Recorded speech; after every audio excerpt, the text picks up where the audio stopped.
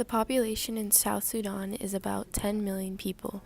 The population below poverty is about 66%. The government type in South Sudan is Presidential Republic, and the official language is English and Arabic.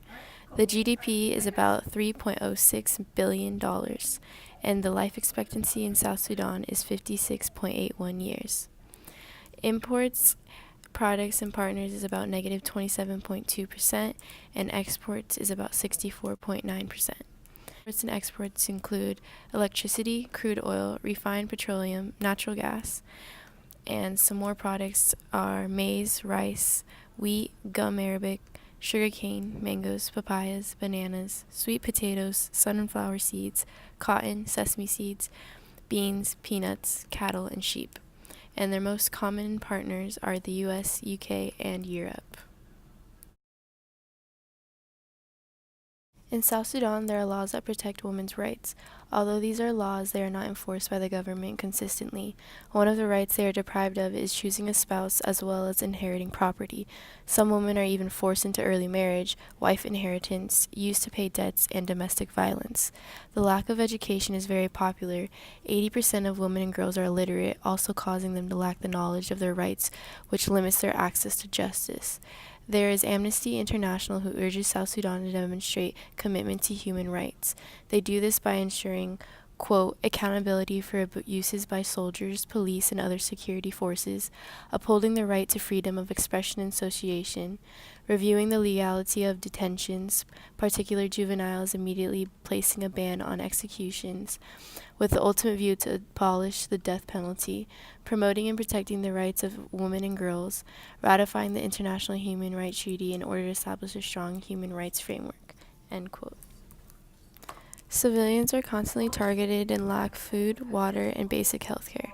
In 2017, there was about 1,154,000 outpatient consultations, 334,000 patients treated for malaria, and about 11,000 assisted births. About 6.87 million are at risk of severe food insecurity. Doctors Without Borders Medicine Sans Frontieres is an organization who is always trying to help and respond to the needs of South Sudan.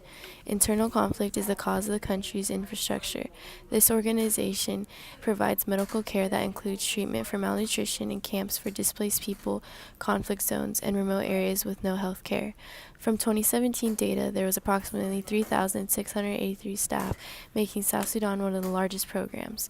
Malaria is the leading cause of death in South Sudan. This is most popular with children. The organization trains at least 2 volunteers in each village and provides testing to diagnose malaria and drugs to treat the disease. There are not many qualified workers in South Sudan, so the law enforcement and justice system is very weak. This results in impunity for those who commit crimes and violate basic human rights. The human rights violated can be known as listed, quote, arbitrary arrests and detentions, lack of legal assistance and aid, prolonged periods of pretrial detention, and poor conditions of detention, end quote. These unfair actions can be seen when children are tried as adults, detained with adults, and denied education while imprisoned, as well as medically ill people are not given the proper treatment when being in prison. So now you may be wondering, has globalization helped or harmed South Sudan? According to stats and research I have done, globalization has mostly helped South Sudan. All in all, it needs all the help it can. Women, health, and human rights are all unjust, and outside influences are doing what they can to help enforce better qualities for these people of South Sudan.